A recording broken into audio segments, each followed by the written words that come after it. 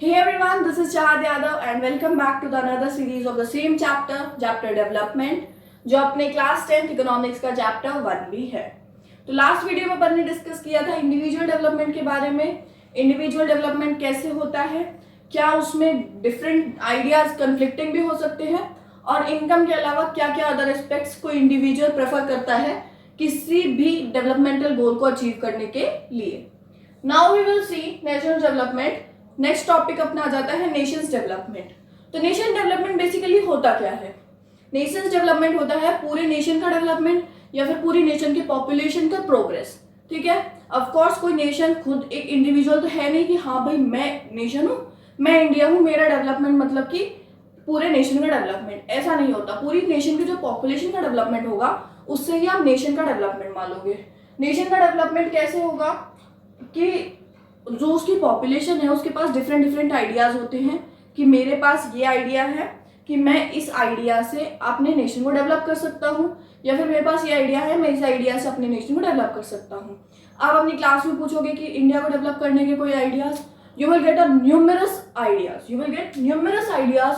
किसी का कुछ होगा, किसी का कुछ होगा। कोई हेल्थ पे बात करेगा, कोई करेगा लिटरेसी रेट पे बात, तो कोई इंफ्रास्ट्रक्चर भी उठा लेगा। नाउ आप खुद से भी पूछोगे ना तो आपके पास भी 3, 4, 5 ऑप्शंस आ जाएंगे। उसमें आप खुद भी कंफ्यूज हो जाओगे कि बेसिकली इंडिया का अंडर डेवलप्ड या फिर डेवलपिंग कंट्रीज में होने का मेन रीजन क्या है। नाउ नेक्स्ट कम्स पॉपुलेशन की प्रॉब्लम। पॉपुलेशन की प्रॉब्लम कैसे आ जाती है कि आपके पास बहुत सारी पॉपुलेशन है, सबके अलग अलग नोशंस है, सबके अलग अलग आइडियाज है। कुछ आइडियाज इस ग्रुप के लिए बेनिफिशियल हैं तो कुछ आइडियाज इस ग्रुप के लिए डिस्ट्रक्टिव भी हैं। वो ग्रुप जैसा अपन ने इंडिविजुअल में देखा था कि इस ग्रुप के लिए वो आइडिया बेनिफिशियल है, तो वही इस ग्रुप के लिए वो आइडिया हो जाएगा डिस्ट्रक्टिव। नेक्स्ट आ जाते हैं अपन इस प्रॉब्लम की सॉल्यूशन पे। इस सॉल्यूशन में अपन बस एक पार्ट को कंसिडर कर सकते हैं।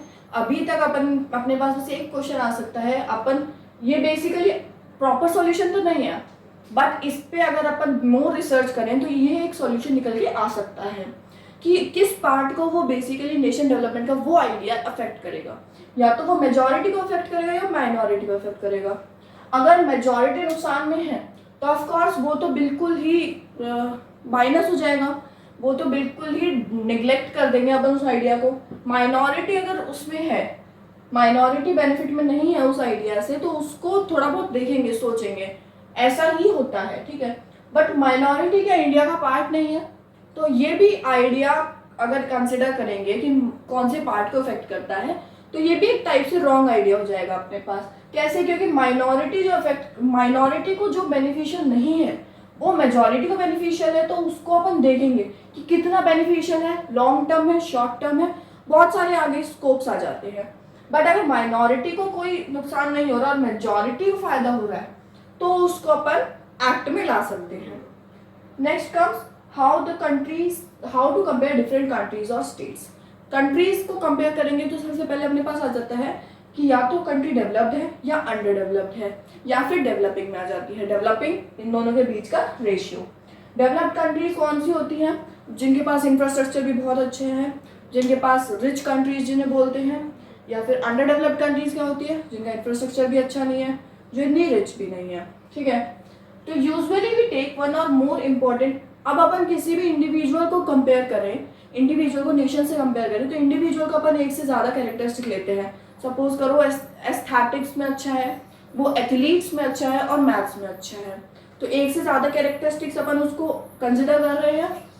वैसे ही अपन जब नेशन को कंपेयर करते हैं तो ज़रूरी नहीं है अपन नेशन की हर एक कैरेक्टरिस्टिक्स को कंपेयर करें, बट मेन जो एट्रीब्यूट माना जाता है नेशंस का कंपैरिजन के लिए, वो मेन एट्रीब्यूट, वो मेन जो लाइन है उसे अपन बोलते हैं इनकम। जिस कंट्री की इनकम ज़्यादा वो डेवलप्ड या रिच, जिस कंट्री की इनकम कम वो अंडर डेवलप्ड या फिर पुअर। ऐसा क्यों? क्योंकि इनकम एक ऐसा सोर्स है जिससे आप कुछ भी बाय कर सकते हो। You can get anything from income. Of course when you will have the money in your hands, money in your pocket, then you can get anything what you want. But if you are not having that money, then what could be done? Nothing. Okay. तो country से comparison के लिए income को most important attribute माना जाता है। कुछ countries ज़्यादा डेवलप होती हैं, मतलब कि उनकी इनकम ज़्यादा है, कंट्री की इनकम नहीं होती। हमेशा लिखेंगे कंट्रीज के रेजिडेंट्स की इनकम। और कुछ कंट्रीज कम डेवलप्ड होती हैं, उन्हें अपन बोल देंगे कंट्री के रेजिडेंट्स की इनकम जो है वो कम है, ठीक है। बट यहाँ से भी एक प्रॉब्लम आ जाती है। प्रॉब्लम कैसे? क्योंकि पॉपुलेशन सब सारी कंट्रीज की डिफरेंट होती है। How come? सपोज करो India is the most populated country, whereas Vatican City is the least populated country. So Vatican City की ऑफकोर्स जो इनकम होगी, टोटल करेंगे टोटल इनकम, तो वेटिकन सिटी की इनकम बहुत कम आएगी। वेयर एज जब अपन उसको देखेंगे इंडिया को, अब इनका टोटल करेंगे तो वेटिकन सिटी तो कहीं पे भी किसी भी रेशियो में स्टैंड बाय नहीं कर पाएगी इंडिया की इनकम से, क्योंकि इंडिया की पॉपुलेशन बहुत हाई है। नाउ पॉपुलेशन का सॉल्यूशन, अब इस प्रॉब्लम का सॉल्यूशन क्या आ जाता है? एवरेज इनकम या फिर पर कैपिटा इनकम। ये टर्म थोड़ा सुना सुना सा है। एवरेज इनकम कैसे? किसी भी चीज का एवरेज निकलता है, आपके रिपोर्ट कार्ड्स में भी आपके मार्क्स का एवरेज निकलता है to give you out final marks. तो वैसे ही फाइनल इनकम देने के लिए you have to calculate your average income और per capita income. Average income आप कैसे कैलकुलेट कर सकते हो? Total income upon total population. Total income आप पूरी कंट्री की डिवाइड करोगे टोटल पॉपुलेशन से, तो आपको मिल जाएगा per capita income. In the current situation this is the way by which we can compare two और मोर कंट्रीज और स्टेट्स, ठीक है। बट ये भी एक प्रॉब्लम है, this is not a proper solution और द एंड पॉइंट सॉल्यूशन। इससे भी एक प्रॉब्लम अराइज होती है, डिस्पैरिटीज इन इनकम। नाउ ये टर्म क्या है? डिस्पैरिटीज इन इनकम मीन्स कि किसी भी कंट्री की आप एवरेज इनकम निकाल के आप ये नहीं बता सकते कि उस कंट्री में कितने रिच पर्सन हैं या कितने पुअर पर्सन हैं। एवरेज आपको बताएगा एक एवरेज लेवल, उसमें आपको ये नहीं पता चलेगा कि इतनी पॉपुलेशन इसमें पुअर है या इतनी पॉपुलेशन इसमें रिच है। वो रिच और पुअर के बीच का डिफरेंस नहीं बता सकती अपने पास एवरेज इनकम, तो अपन इसको इतना ज़्यादा वैलिड पॉइंट नहीं मानते हैं। बट स्टिल इनकम को अभी भी एक मेन पॉइंट कंसिडर किया जाता है कंट्रीज के कंपैरिजन में। डिस्पैरिटीज इन इनकम सिर्फ कंट्रीज में नहीं होती, विद इन स्टेट्स भी हो जाती है, जैसे हरियाणा या बिहार। अपनी बुक में एग्जांपल दिया हुआ है हरियाणा, बिहार, केरला। हरियाणा की जो नेशनल इनकम है, एवरेज इनकम है, वो सबसे ज़्यादा है as compare to Bihar and Kerala. Bihar की सबसे लोएस्ट है। तो क्या अपन हरियाणा को डेवलप्ड बता सकते हैं कि Haryana state is a developed state in a country and Bihar is an under developed? नहीं। इसके अलावा भी कुछ एस्पेक्ट्स हैं जो अपन आगे देखेंगे, जिसमें अपन अंडर डेवलप्ड और डेवलप्ड को डिफ्रेंशिएट करना सीखेंगे। Now world development report, you have a small paragraph at the last of this topic in your NCERT. World development report this was given by world bank, जो दी जाती है of course world bank के through. World development report जो एक margin line set करती है कि कौन सी कंट्रीज रिच कंट्रीज होंगी, कौन सी कंट्रीज पुअर कंट्रीज होंगी। Rich countries in the sense कि जिन कंट्रीज ने $49,300 से ऊपर अर्न किया है ऑन एन एवरेज 49,300 से ऊपर अर्न किया है, उन्हें आप रिच कंट्रीज बोल दोगे। वेयर एज जिन कंट्रीज ने $2,900 से नीचे अर्न किया है ऑन एन एवरेज, उनको आप बोल दोगे पुअर कंट्रीज। अब इंडिया कहाँ स्टैंड करती है यहाँ पे? The main question, India low middle income में स्टैंड करती है। लो मिडिल इनकम में कैसे?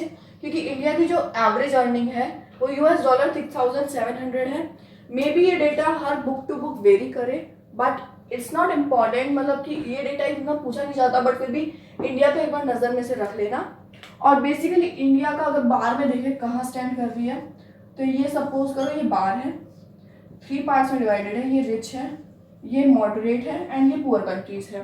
तो इंडिया कहाँ स्टैंड कर रही है? यहाँ पे अगर आप मॉडरेट को डिवाइड करो तो नीचे वाले एरिया में इधर कहीं इंडिया स्टैंड कर रही है, ठीक है। नेक्स्ट कम्स रिच कंट्रीज में भी आप कैसे बोलोगे कि ये कंट्रीज डेवलप्ड हैं? तो वर्ल्ड बैंक ने कुछ कंट्रीज बताई हैं, जो कंट्रीज मिडल ईस्ट, मतलब कि जो रिच कंट्रीज हैं उनमें से भी जो कंट्रीज मिडल ईस्ट में पड़ती हैं और जो कुछ छोटी मोटी कंट्रीज हैं उनको छोड़ के सारी कंट्रीज जो रिच में हैं वो डेवलप्ड हो जाएंगी।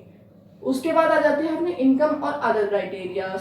नेक्स्ट टॉपिक पे जंप करते हैं और देखते हैं इनकम और अदर क्राइटेरियाज होते क्या हैं। जैसे अपन ने इंडिविजुअल में देखा था कि इनकम के साथ साथ रिस्पेक्ट, इक्वालिटी, फ्रीडम, सिक्योरिटी भी एक मेन एस्पेक्ट होते हैं किसी भी फील्ड में डेवलपमेंट गोल्स को अचीव करने से पहले। सेम हियर है, किसी भी नेशनल डेवलपमेंट गोल को अचीव करने से पहले इनकम के साथ साथ अदर क्राइटेरियाज भी देखे जाते हैं। वर्ल्ड बैंक रिपोर्ट सिर्फ आपको इनकम के बेस पे कंट्रीज डिवाइड करना बताती है। इनकम एंड अदर क्राइटेरियाज में इनकम मोस्ट इंपॉर्टेंट एट्रीब्यूट होता है, पर ओनली एट्रीब्यूट नहीं होता है। मोस्ट इंपॉर्टेंट एट्रीब्यूट मतलब कि इंपॉर्टेंट है बट ओनली एट्रीब्यूट नहीं है। ओके, सो अदर क्राइटेरियाज में क्या क्या आ जाएंगे? Infant mortality rate. Infant mortality rate basically क्या होता है, किसी भी चाइल्ड की बर्थ से 1 साल के अंदर अंदर जब उसकी डेथ हो जाती है तो उसे इन्फेंट मोर्टेलिटी रेट में आप काउंट करते हो। ठीक है। हेल्थ न्यूट्रिशन मतलब कि हेल्थ केयर फैसिलिटीज उसमें कैसी हैं, कितने लोग मेल नरिश्ड हैं या फिर कितने लोग अंडर या ओवर नरिश्ड हैं, उसमें इसमें आपकी बीएमआर रेट भी काउंट होती है। नेक्स्ट आ जाता है लिटरेसी रेट। इसमें आपके अटेंडेंस रेशियो या लिटरेट कितने हैं। लिटरेट बेसिकली होते हैं जो भी पर्सन 7 ईयर्स या अबव का है और उसे किसी भी एक लैंग्वेज को रीड या राइट करना आता है, उसे आप लिटरेट बोल दोगे। और अटेंडेंस रेशियो, जो आपकी अटेंडेंस लगती है, of course I don't think मुझे एक्सप्लेन करने की जरूरत है, बट सिक्योरिटी भी एक कंट्री का बहुत इंपॉर्टेंट एस्पेक्ट प्ले करता है। दैट इज इंडिया की सिक्योरिटी भी बहुत हाई है, इंडिया में सोल्जर्स की बहुत ज़्यादा इंपॉर्टेंस है। नेक्स्ट आ जाता है इक्वालिटी। वेदर पुअर और rich are equal in the country, whether a minority and majority are equal in the country, और वेदर एवरीवन, गर्ल, बॉय और old, like we can say old peoples, young peoples और teenagers are equal in the city, in the country। तो ये other criterias हो जाते हैं जो आप कंसिडर कर सकते हो किसी भी कंट्री को ये बताने के लिए कि whether the country is developed और अंडर डेवलप्ड, और whether the country is rich और poor. But according to World Bank, ये किसी और इंस्टीट्यूट का वो है comparison, but according to World Bank वो सिर्फ इनकम देखती है। वर्ल्ड बैंक सिर्फ इनकम के बेस पे आपको बताएगी कि कंट्री डेवलप्ड है या अंडर डेवलप्ड है, बट आपको ये वाले क्राइटेरियाज भी अंडर माइंड रखने पड़ते हैं। और अकॉर्डिंग टू मी ये इस वाले क्राइटेरिया से ज़्यादा ये वाला क्राइटेरिया चलना चाहिए। By the way it's NCERT, तो व्हाट वी कुड से।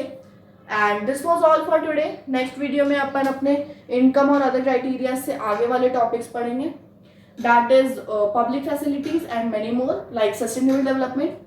Till then, thank you and keep studying.